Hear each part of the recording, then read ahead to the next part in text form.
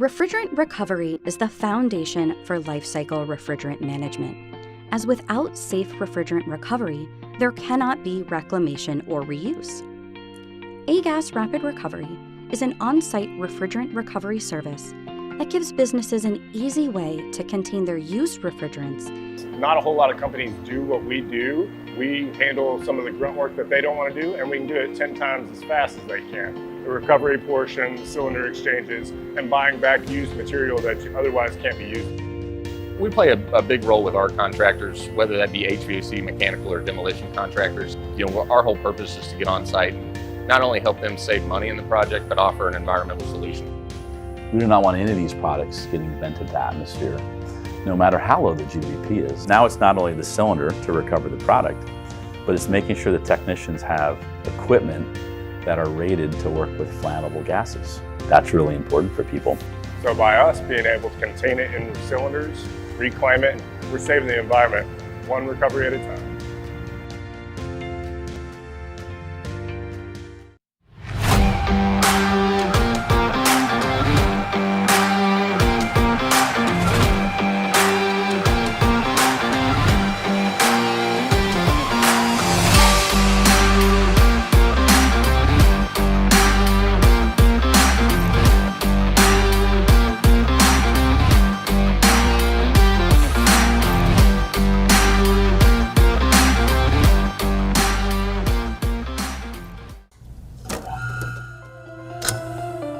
My name is Mike Idle. Today I wanted to give you an overview of Amatrol's T7300 HVAC control system.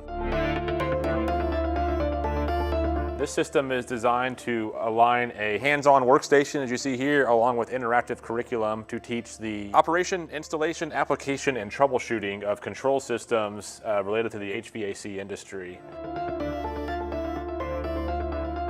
As components and features of HVAC systems get smarter in both the residential and commercial fields, it's important for current and future HVAC technicians to be trained up. What types of circuits are used, familiarity, learning, operation, maintenance, troubleshooting are all important areas to cover in that. Here at NAVAC, we are obsessed with delivering the best HVAC tools on the market. Our tools are built for professionals and engineered for precision, just like Harley-Davidson motorcycles. NAVAC Nation, it's time for you to feel the power both on and off the job site. Let's stand up in our pursuit of perfection. From coast to coast, NAVAC forges the path forward. Wherever you are, we will be right beside you.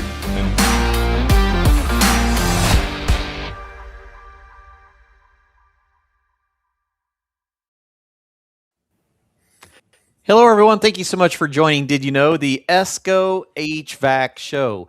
We are actually joining remote. We are hanging out. Let me grab one of those outside views. We're hanging out at the Home Depot north of Indianapolis today. We're spending a little bit of time doing some remote broadcasting. Finally, it's getting warm enough here where we can get the studio out again and start doing some remote productions.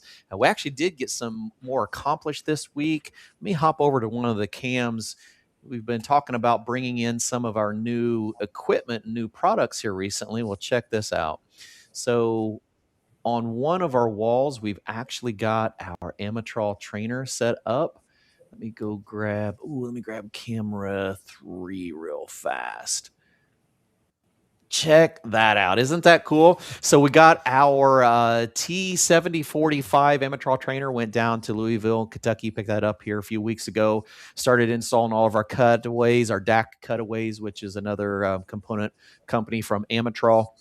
We're going to do a lot of classes on our refrigeration coming up here in the very near future. Let us know where you're joining in from. Grateful that everyone is spending time with us this afternoon. Jocelyn and I just came back from AHR, where we seen a lot of new stuff, a lot of new products.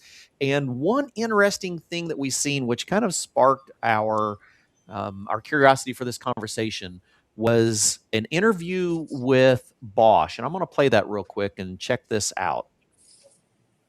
All right, Trevor, there's a very exciting thing on this particular unit, right? So this is the Bova series. Bova series, 3-ton Ultra. Right. So exciting new unit there. Yeah. Too. Just on its on its own, like we can talk about this all day long.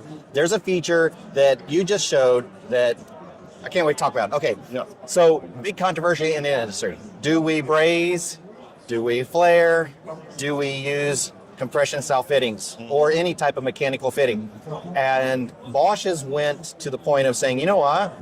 Those mechanical fittings, if UL rated, if done properly, are a really good option, especially with A2L refrigerants, right? Mildly flammable refrigerants. You've actually went to a pre-installed mechanical connection prepped for mechanical fittings. Yeah, Tell me correct. about that. Straight out of the factory. Yeah. So we've had a lot of feedback from the field of when you're going to have press fittings. Right. Make the bells longer. Yep. So Give me we both can cut it options, off. whatever. And do either option. Yeah. So now we said, you know what? Let's just do press from the get-go. Right. And are you just this unit? No. So over time, we're going to phase this into the rest of our lineup. So Really? look forward to it on the rest of IDS lineup. So Yeah. look forward to seeing mechanical press fittings on all of the Bosch unitary products? Yeah. Yeah. Huge time savings. No more brazing with nitrogen. Saves you from getting fire permits, fire watches, things like that. Huge. The risk and liability. Huge add-on. Haven't seen that from anybody yet. Yeah. Congratulations. We've been doing this in our own testing facilities for years now. Okay. So all our lab testing, AHRI testing that we do out of Watertown, Massachusetts, all our labs, press fitting. Okay. Love it. Thank you. Can't wait to see them in the field. Okay, so that brings up an interesting perspective, doesn't it? So that's the reason we're spending some time with quick fitting today. We got Adam joining us. How's it going? Hi, how are you? Thank you for inviting me. I really appreciate it. Well, no, we're very excited to have a manufacturer here with us to help kind of walk through this transition. Scott's hanging out with us today. We're going to be doing some hands-on demos here in a little bit, show you how to properly do the procedures, because that's really the important thing, is making sure that we're doing the processes and procedures properly. So we just heard from Bosch that is looking at things a little bit differently. And we're so grateful you're all joining us. David Harrell joining us in from Cincinnati, Tom Grunstra up there in New York, Katie, glad to have you here, Katie. Hey, Katie, how's those tools doing from Rector Seal? I just actually used the flaring tool a while ago and the swaging one. That was actually pretty good setup. Yeah, same way here, Paul. So we're into the 40s today, which was nice to be able to get the studio out. We actually had enough sunshine over the last few days to get the batteries charged up enough where we can sit out here in the parking lot and broadcast. I've noticed my video is a little glitchy, I think, because it is overcast this afternoon. Our Starlink's probably not quite what it should be. George, join us from Kentucky. Yeah, you're getting the snow and the weather as well. Glad that everyone is here, and really just appreciate hanging out with us to have this conversation. So let's talk a little bit about why we're looking at mechanical fittings more than we have in the past.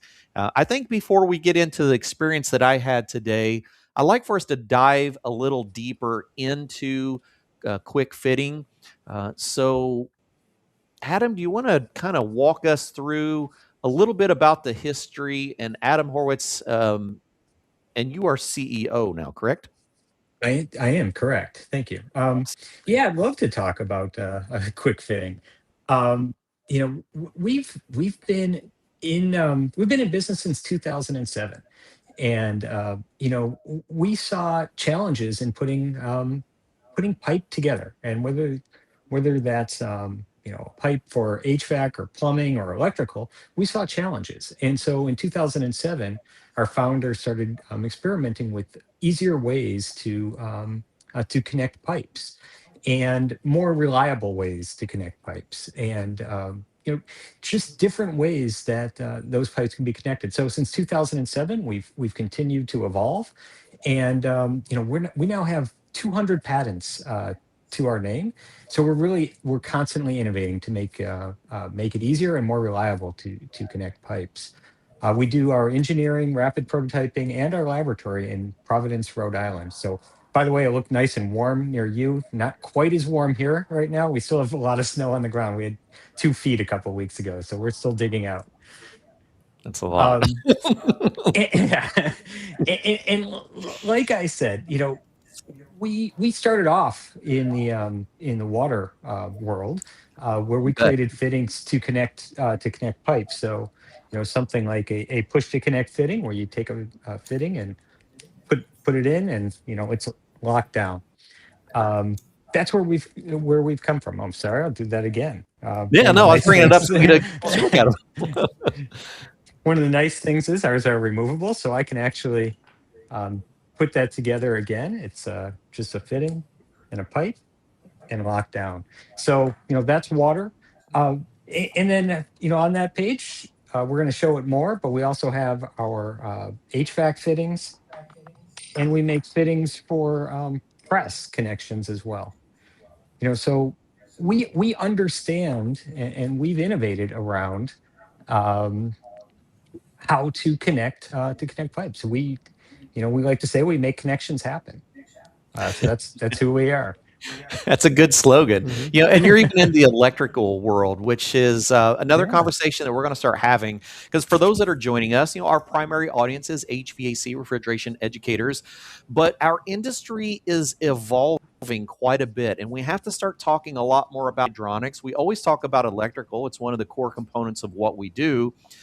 But now we really have to start thinking a lot about what does the future of our industry look like? What should we be teaching in the classrooms? Because we're going to do a lot of transition. Scott, give us a little bit of your background, because I enjoy where you have came from and where you're working on now, because it's actually kind of near and dear to what this show is trying to help teach. So I've been a rep in Central Indiana for probably about 30 years now. Started off in plumbing. Yep. And then kind of transitioned in late to more of a commercial mechanic. Sure. So we're the local rep for quick fitting here in Indiana and a couple other states that our agency covers.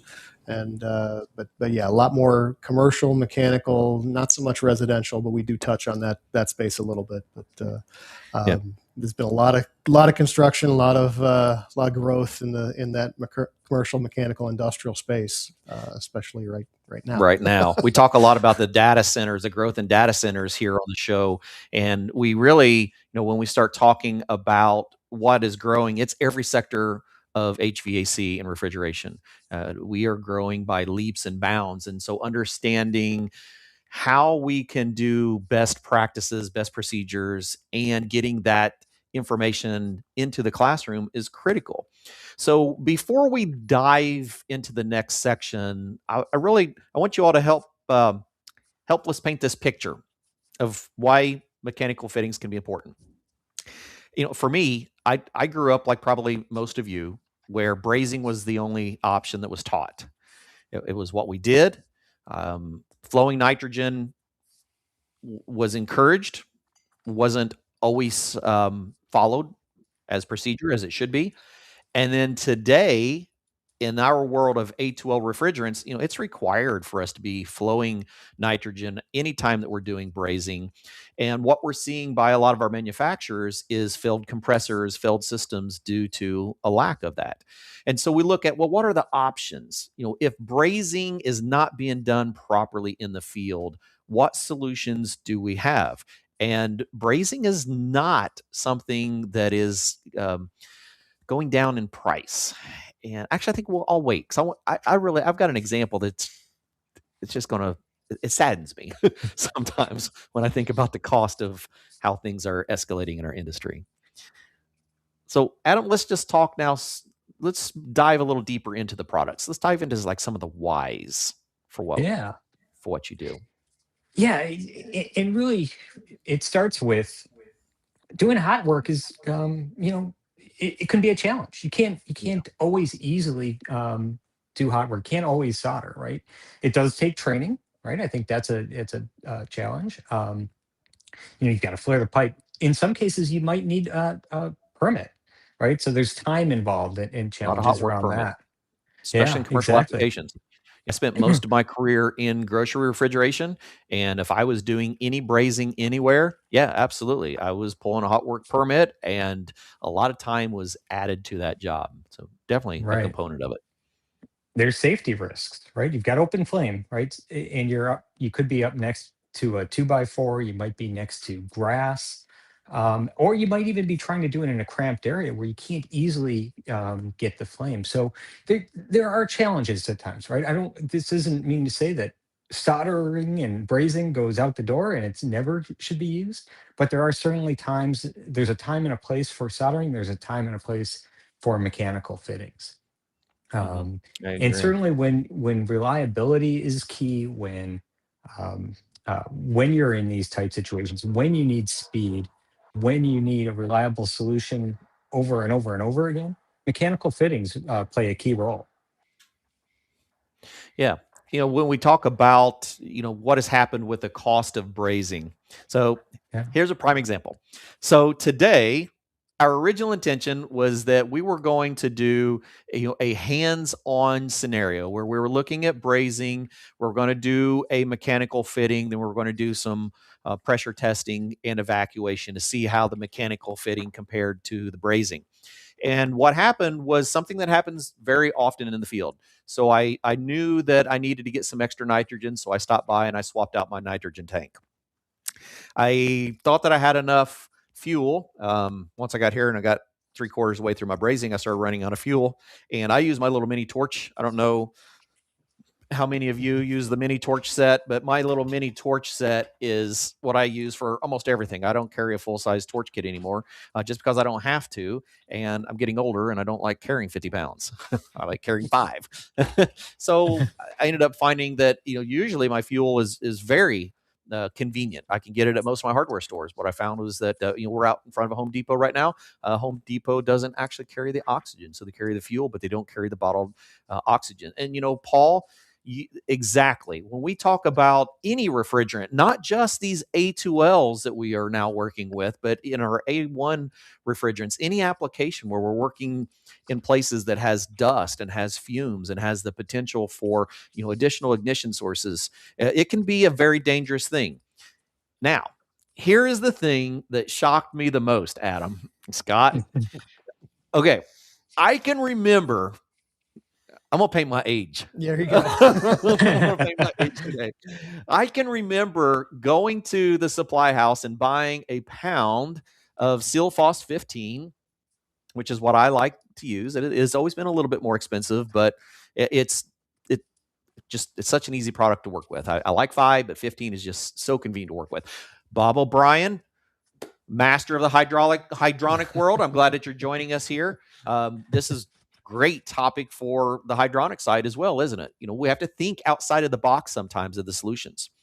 So I can remember buying a pound of Silphos 15 for 25 to 30 bucks. Wasn't too bad. About a year ago, we're actually doing a project for here in the studio. And I bought a pound of Silphos 15 and it was $125. Scott, today. Whew, and I kind of feel bad because my boss is on here. Hi, Howard.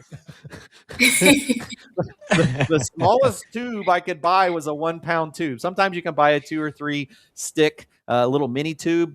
They didn't have them. I even went to Lennox. I went to APCO and I went to Lennox, and all they had was the 1-pound tubes. Jocelyn, any idea for this little 1-pound tube of brazing rod? $200. $200 for, I think there's typically 10 sticks. I don't have my, you got your eyeballs. I don't have mine on. It's all right. Probably 10 sticks. So now we're looking, $20 a stick maybe a little more than that. For a brazing rod in that ballpark. So as an educator, think about that in the classroom. I know how many pieces of brazing rod you can go through in a class, right? It can get very expensive when we start looking at now $200. We're talking, a 75, 80% increase in a year. And that was the thing that they're starting to see is that all of our non-ferrous products, all of our copper tubing, all of our brazing material in particularly is starting to escalate in price. So what are our solutions? Well, when we start looking at a company like Bosch, looking at their products going, if a product is UL certified and the procedure is done properly, it is as successful of an installation as brazing.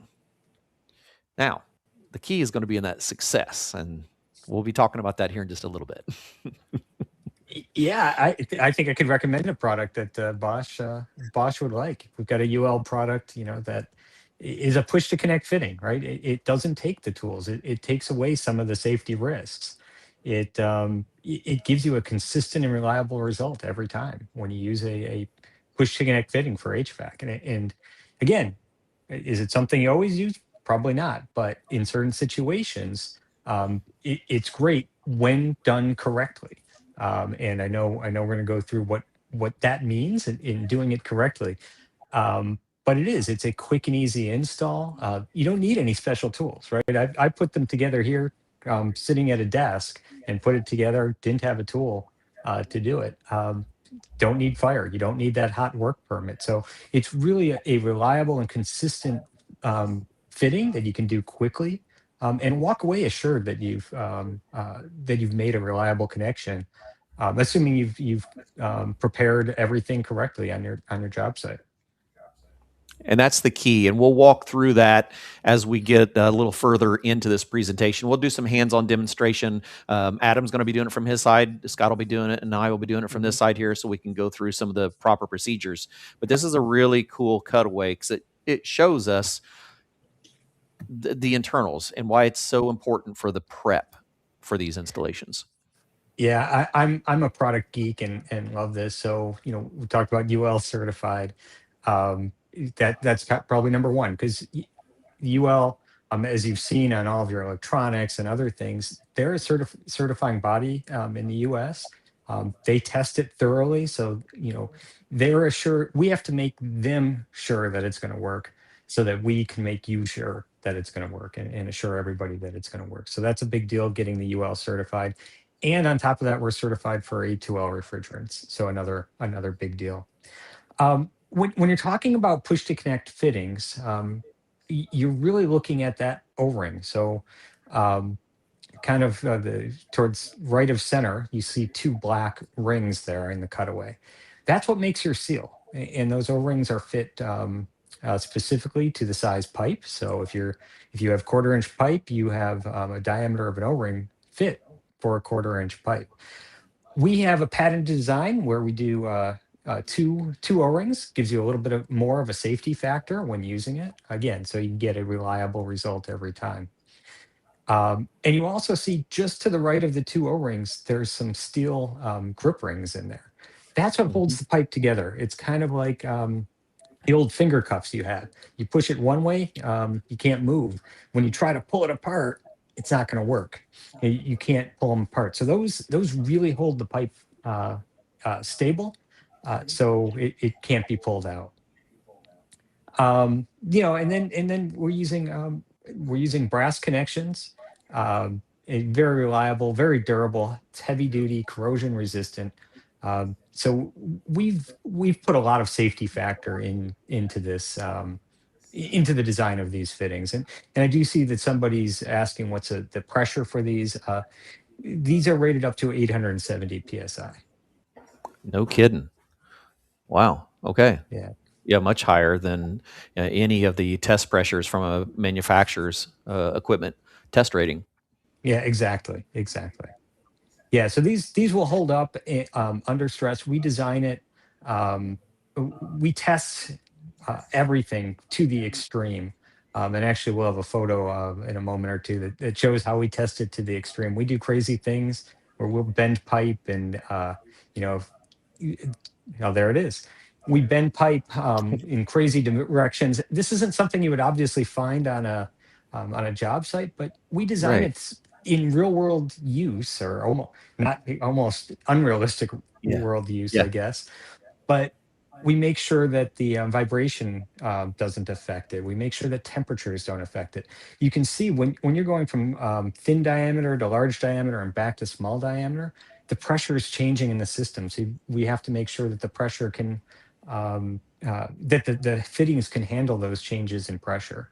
So there's a lot going on in the design of the process, but we test it beyond what we need to ensure that it's going to work, because it has to be reliable. It has to be reliable for you. It has to be reliable for the homeowner or the building owner to make sure it works.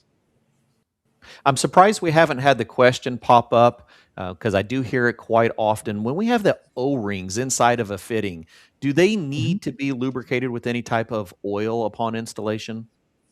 They're typically lubricated in manufacturing, so it makes it it actually helps us insert the O-rings into the product, and it also it helps the installer.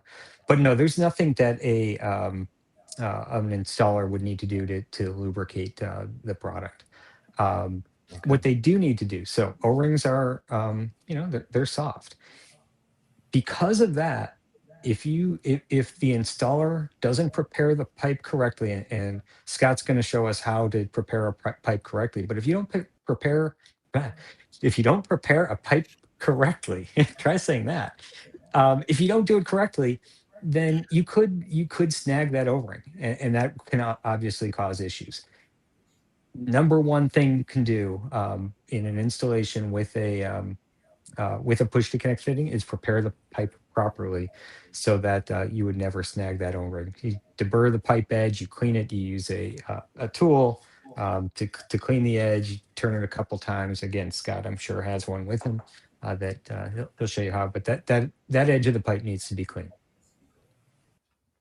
And I think that's one of the items, Scott, that we really wanted to stress the most, is that prep is the most important part of the entire procedure. Absolutely. Right? It's a simple connection, but that process, if not done properly, could be the failure point. I've actually witnessed it myself. Absolutely. We had a contractor do an installation at a previous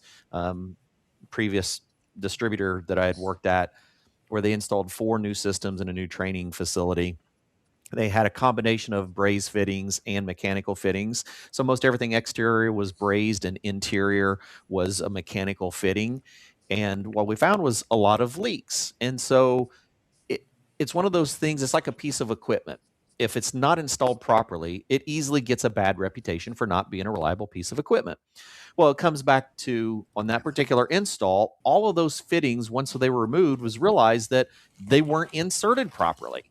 Like, even if they were prepped, they were not inserted properly to the right distance. And after you showed that cutaway, it really helps me understand and visualize what was happening. They might have been getting it into, where the O-ring chamber was, and I don't even know if the fitting that they were using even had any type of gripping mechanism on the inside. But like with yours, you're going past the seal, and then you're actually gripping the tubing so that you have a tight fitting. Plus, you have the seal itself, a double seal, which is quite a nice add-on. Exactly. It's a great add-on, and it really helps prevent any potential failures. But I'll continue to stress: prepare the pipe. And by the way, Cliff, the reason I stress this, I actually have my own story, and I probably shouldn't say this. This was actually before. Oh, yes, you should. Yeah. We throw ourselves under the bus so often here. If my wife were on, she would be the first one to throw me under the bus here. But yeah, it was water, and I didn't prepare the pipe properly, and I actually did 2 things wrong. I didn't prepare the pipe properly, and I didn't insert it as far as I should have. Roughly 3 weeks after I did the repair, I also paid $30,000 to repair the entire bathroom and replace drywall in my family room. But like I tell my wife, I got a new bathroom out of it. So she got a new bathroom out of it. She got exactly. That's true. I didn't pick anything. She got a new bathroom. It was an intentional remodel project, wasn't it? That's what I hear. But that is why I stress so often: clean the pipe properly, ensure that you're inserting it all the way, because that's how these things can fail. Yeah, absolutely. Well, what do you think? I want to kind of walk us through. Sure. We can do both of these cameras. We could take turns on either side. I'll tell you what, let's see what is our best camera here for this. Let me use that one, and I'll step out of the way. This camera's a little glitchy. Scott, let's go grab one of the better cameras. I'll switch us over to, let's do camera 2, and I'll bring that one up front for us. And, or you know what? Camera 3 really is, that's got good lighting over there. Let's go over and check that out, and that way it'll give us a nice clean perspective here. Sure. Let's do somewhere in the middle here. Sure. All right. So did a little prep for the copper tube. That, again, square cut, deburr. So using just a traditional tubing cutter. Tool. I mean, they're probably doing this anyway for whether they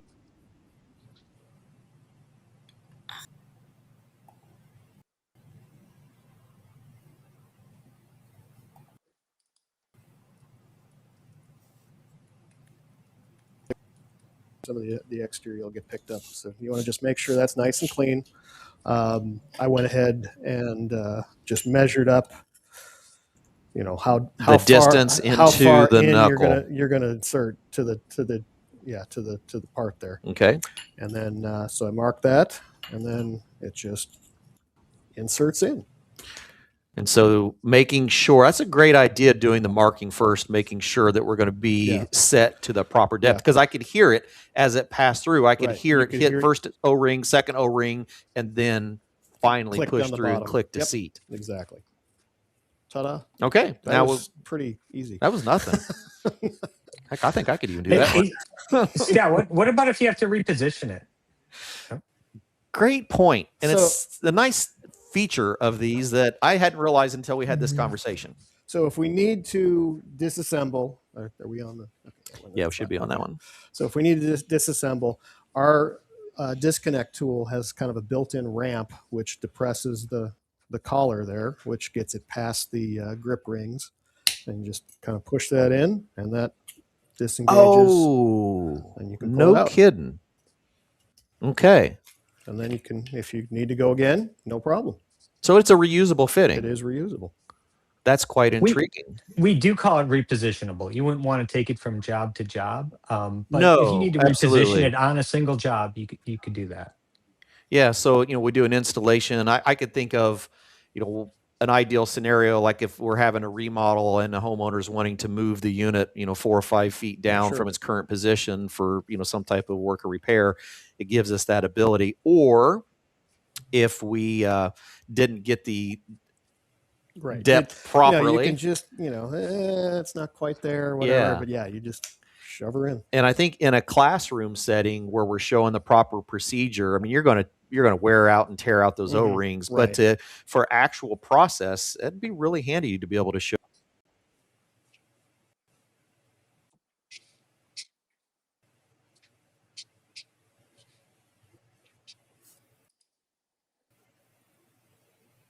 Hey, Clifton. Looks like he's frozen.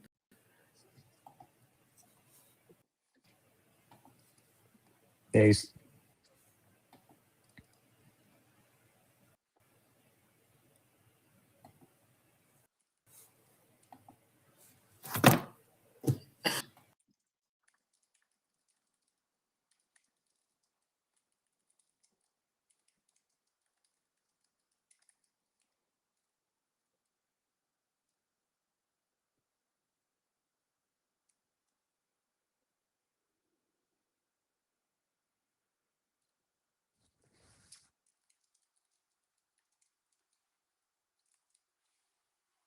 All right.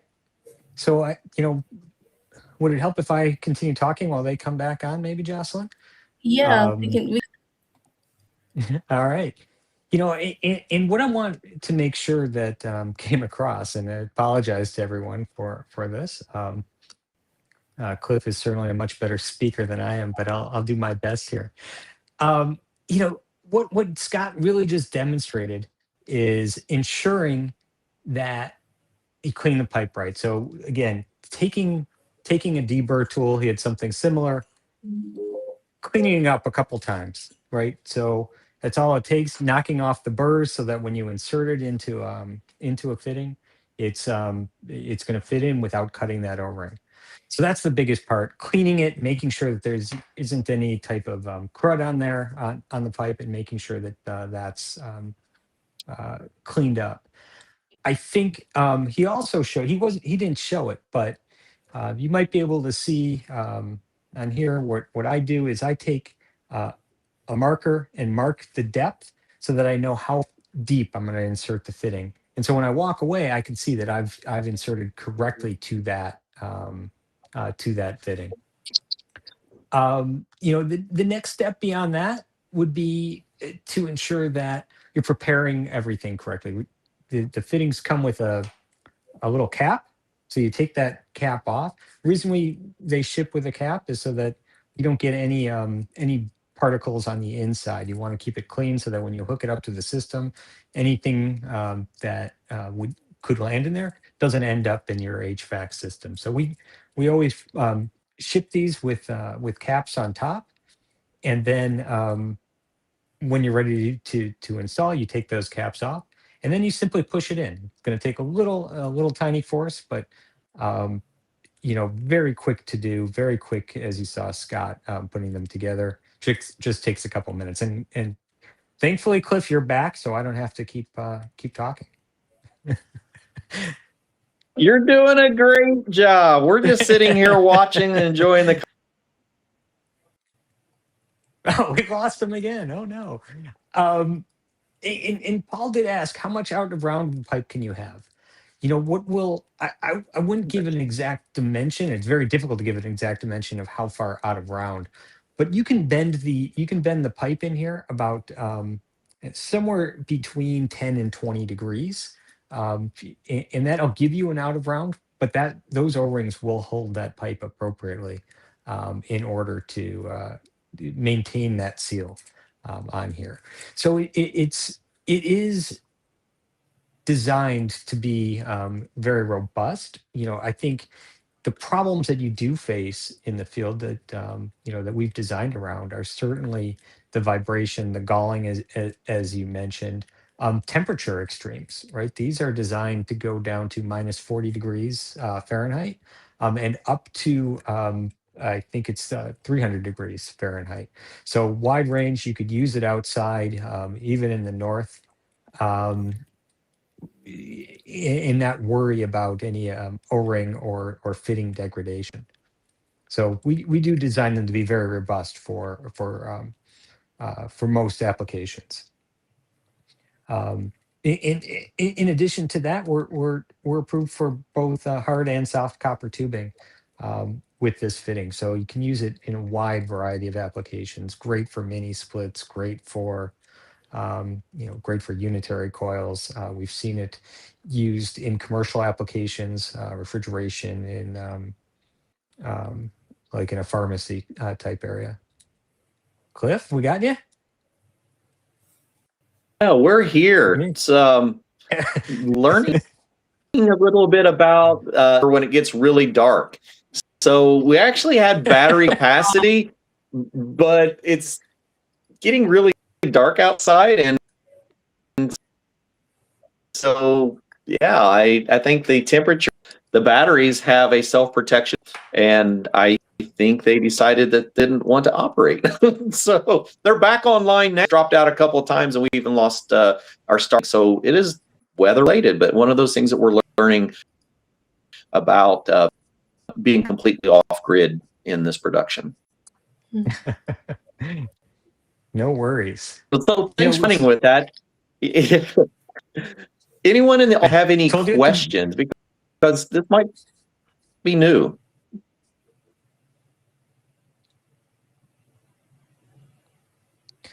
And I think one of the things dropping us out again. Yeah, I think one of the things that want to continue to mention is mechanical fittings are continue to expand. They're expanding in the market. Scott demonstrated the HVAC push to connect. Mentioned this fittings for water. This one's great. This one's made out of stainless steel. Can be used underground. Can use it in marine type environments without fear of corrosion. And similar to the HVAC, just push it on. It takes a couple seconds. The other big mechanical fitting that we're seeing in the plumbing and HVAC world is a press fitting. So you would take a fitting, put it on to the pipe. Again, you would mark it and clean it appropriately. For this type of fitting, you would use a tool, and this is a press tool. And you actually run the tool for a moment, take it off, and now it's pressed. And you've got a secure connection. And ours is unique. Again, I mentioned we have a number of patents. When I pressed it, you can see there's a mark here that turned green, and that indicates that it has been pressed. So you can walk away with confidence. And we like to talk a lot about confidence. Same thing with the HVAC product. There's confidence knowing when you walk away, you've got a reliable, robust, and consistent solution from press to press, connect to connect. It's going to be consistent, and that can be a big deal. In larger shops where you want technicians to have consistency between jobs. No, I love it. That's very much Yeah. what we're trying to teach is consistency and, looking at what are the options. Too many times we don't think about what all the other options are. When we look at installations, just like Paul had mentioned earlier, if we're in an attic that is dusty and, places that are environments that really aren't favorable for ignition. It lets us relook at it, especially when we start talking new generations of refrigerants, things like A2Ls and eventually A3 applications as well. Yeah. Yeah, and A2L, it's a big one. When we talk about the HVAC product, the A2Ls, and being certified with A2Ls, it's a big deal. Again, flame and flammable materials don't play together very well, and that's why mechanical fitting can be a great option for certain areas. I mentioned commercial applications for push to connect fitting. Imagine if Walgreens is having some downtime in their pharmacy. It's not something that you want to have. And so, being able to, technician being able to go in there and make a quick repair, maybe going back later on to do something more permanent, but being able to use a push to connect or a mechanical fitting for a quick repair it's highly beneficial to maintaining uptime in a commercial environment. Absolutely. We encountered that when we first started moving into A2Ls. ESCO has a complete curriculum on A2Ls and a certification as well. But we have fire marshals that were approaching us with concerns about A2L installations in commercial environments and using, mildly flammable gases. And we actually had a couple of jurisdictions that were trying to ban the use of torches for the installations on the interior of the structures. And many of those have now relooked at what those regulations were going to be, but there was a lot of scare about A2Ls. And when we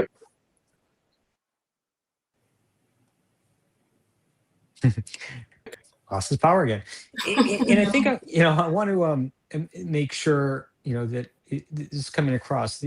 This isn't mechanical fittings aren't about replacing the trade, right? It's never about that because it still takes a skilled tradesperson to do this. What we're showing, obviously, we're showing it in a controlled environment, and we're cutting the pipe and we're cleaning the pipe. It does take a skilled technician because that's the repeatable process that we want to make sure that is followed. Is it takes a skilled technician to make sure that the pipes cut square, that that it's cleaned properly, that you're purging the system properly before installing. All of that is critical to the process. And so this isn't something that you want somebody to do DIY. This is somebody you need a skilled professional to do so that you get that consistent result time and time again. So I don't, I've heard worry about push to connect and mechanical fittings replacing the trade, and it's never about that. It's about helping the trade to be more consistent and having a reliable result over and over again. Yeah. Adam, what is the best way for our audience to connect, to learn more, and to be connected with Quick Fitting? Oh, absolutely. Of course, we have a website, quickfitting.com, QUICK, fitting, FITTING.com. And you can find all of our products, and you can see up there our HVAC Direct website is right there. Customer service at quickfitting.com. If you want any samples, any literature, we're happy to provide that as well. Okay. Fantastic. Well, I sincerely apologize to everyone for our technical difficulties. We just realized why we were dropping out every time that it would try to reconnect the computer and to the internet. It would switch between cellular and internet. It learned. This was actually a learning opportunity of some cold weather with not much sunshine. You just don't go great together. For this presentation, an additional backup. Yeah. I was just saying, for this presentation, I did not have solar power outage on my bingo card for this presentation. So I guess you win. That's right. Well, thank you everyone for joining us, and we'll have some solutions to this issue for next week on Did You Know Go HVAC show. Everyone have a wonderful evening, and we'll see you all again soon. Bye, everybody. Thank you very much.